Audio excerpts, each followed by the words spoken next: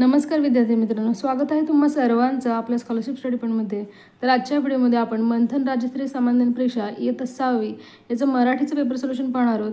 काय म्हणलेलं आहे, तुम्हाला खाली उतारा वाचून त्यातील प्रश्नांची उत्तरे पर्यायातून शोधा। तर पहा, उतारा तुम्हाला वाचायचा आहे आणि उताराखालचे प्रश्न सोडवायचे आहेत। तर आता आपण डायरेक्टली प्रश्नाकडे जाऊयात। तर पहा, पहिला प्रश्न, हिमालयामध्ये खालीलपैकी कोणती वने आढळत नाहीत? इथे नाहीत म्हणलेले आहे। पानझडी वने, पाईन वने, आर्द्र समशीतोष्ण का काटेरी? तर पहा, हिमालयामध्ये काटेरी वने नसतात, म्हणून 4 नंबरचं पर्याय हे अगदी बरोबर असणार आहे। त्यानंतर पहा पुढील प्रश्न, भारतीय वन संरक्षण या संस्थेचे मुख्यालय कोठे आहे? नागपूर, बेंगलोर, डेहराडून, दिल्ली? तर या भारतीय वन संरक्षण संस्थेचे मुख्यालय हे डेहराडून, 3 नंबरचं पर्याय हे बरोबर असणार आहे। त्यानंतर तिसरा प्रश्न पहा, गुरांना चरण्यासाठी राखून ठेवलेली जागा या शब्दसमूहाबद्दल कोणता शब्द उतारात आला आहे? कुरण, गुज्जर, आर्द्र का चिरपाईन? तर पहा, त्याला गुरण असं म्हणता येईल, 1 नंबरचं पर्याय बरोबर आहे आणि तोच शब्द उत्तरामध्ये आलेला आहे। कारण पहा, पुढील प्रश्न आता पाहूयात आपण, कारण आपल्याला प्रत्येक प्रश्नाला वेळ लागणार आहे, म्हणून आपल्याला जास्त वेळ न घालता पटपट प्रश्न आणि उत्तरे पाहायचे आहेत। तर पहा पुढील प्रश्न, 4 ते 6 साठी सूचना, पुढील उतारा सुसंगत वाक्याचा परिच्छेद आहे इथे।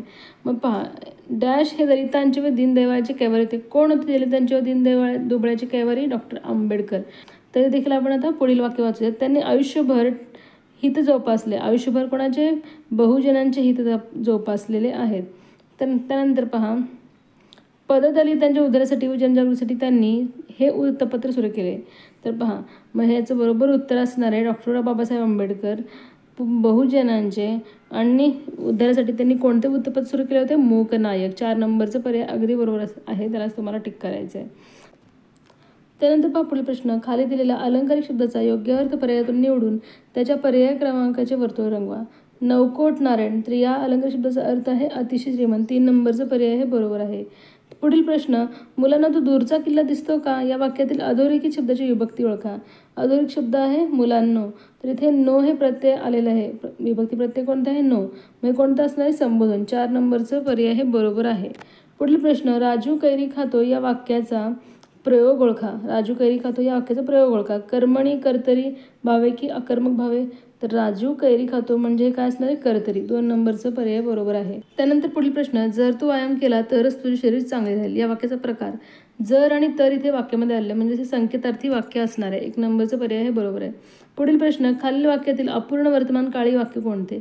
आपल्याला म्हणलेले अपूर्ण वर्तमान काळी, राधाने गाणे गायले हे भूतकाळ आहे, राधाने गाणे गायले असेल हे भविष्यकाळ आहे, राधा गाणे गात असते हे वर्तमान काळ आहे, राधा गाणे गात आहे हे आहे अपूर्ण वर्तमान काळ, म्हणून आपल्याला 4 नंबरच्या पर्यायाला गोल करायचे। राधा गाणे गात असते हे काय? रीती वर्तमान काळ आहे। पुढील प्रश्न पहा, खालीलपैकी कोणते साहित्य कालिदास यांचे नाही? रघुवंश, शाकुंतल, मुद्रा राक्षस का मेघदूत? तर पहा, मेघदूत आहे कालिदास यांचं, शाकुंतल आहे, रघुवंश देखील आहे, परंतु मुद्रा राक्षस हे त्यांचं नाही आहे, म्हणून 3 नंबरचं पर्याय हे बरोबर आहे। मुद्रा राक्षस हे कोणाचं आहे? विशाखा दत्त यांचं। त्यानंतर पहा पुढील प्रश्न, खालीलपैकी निश्चितपणे अनेकवचनी शब्द कोणता? 2 अचूक पर्याय आपल्याला निवडायचे आहेत। पहा पर्याय, सासवा, नातू, नारी, केळी।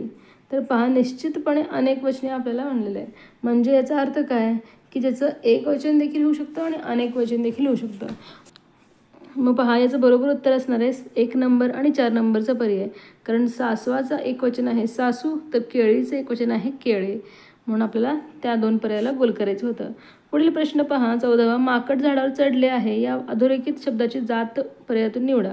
झाडावर, वर या शब्दाखाली इथे अधोरेखित केलेले आहे, मग हे काय आहे?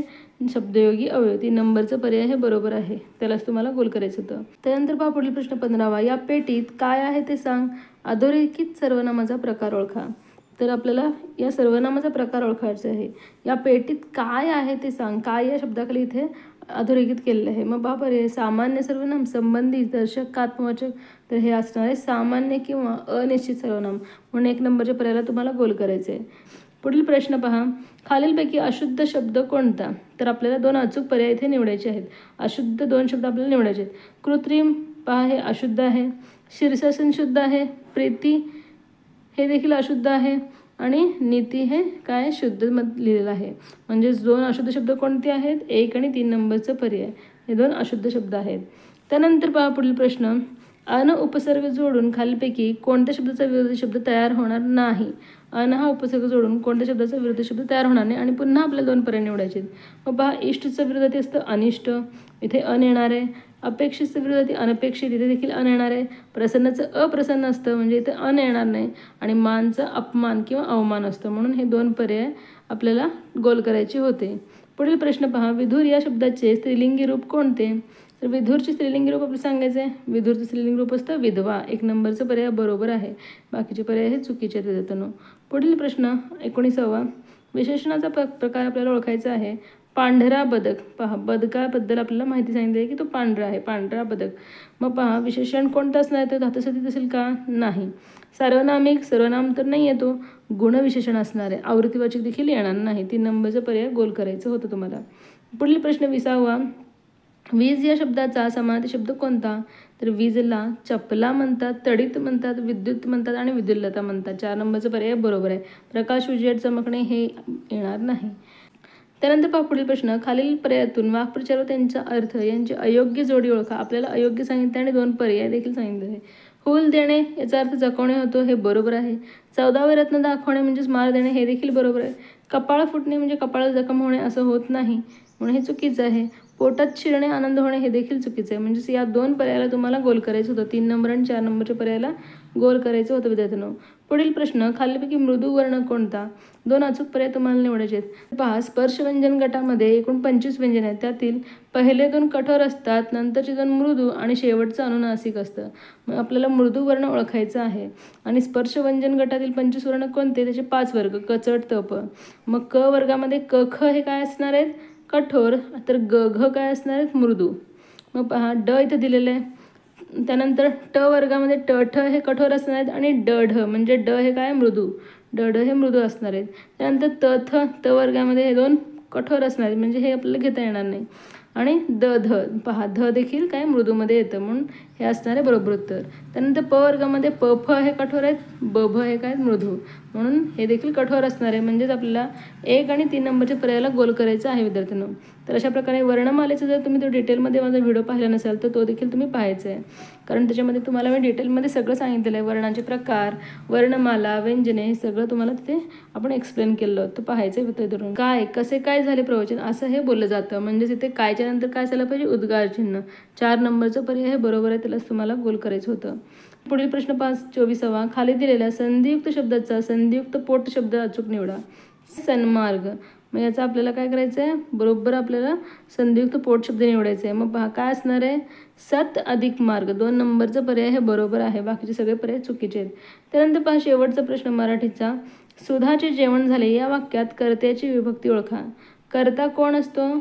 त्याच्याबद्दल वाक्यामध्ये बोललं जातं. सुधाचे. मग सुधा या शब्दाला, या नामाला चे हे प्रत्यय इथे जोडलेलं आहे. मग चे प्रत्यय कोणत्या विभक्तीमध्ये येतं? षष्टीमध्ये. चाची, चे, चे, च्याची. म्हणून आपल्याला 4 नंबरच्या पर्यायाला गोल करायचं. हेच असणार आहे तुमचं बरोबर उत्तर. तर अशा प्रकारे विद्यार्थ्यांना आपण मराठीचे 25 प्रश्न आजच्या व्हिडिओमध्ये पाहिलं. तर आता पुढील व्हिडिओमध्ये आपण गणित आणि त्यानंतर इंग्रजी व बुद्धिमत्ता याचं देखील पेपर सोल्युशन पाहणार आहोत.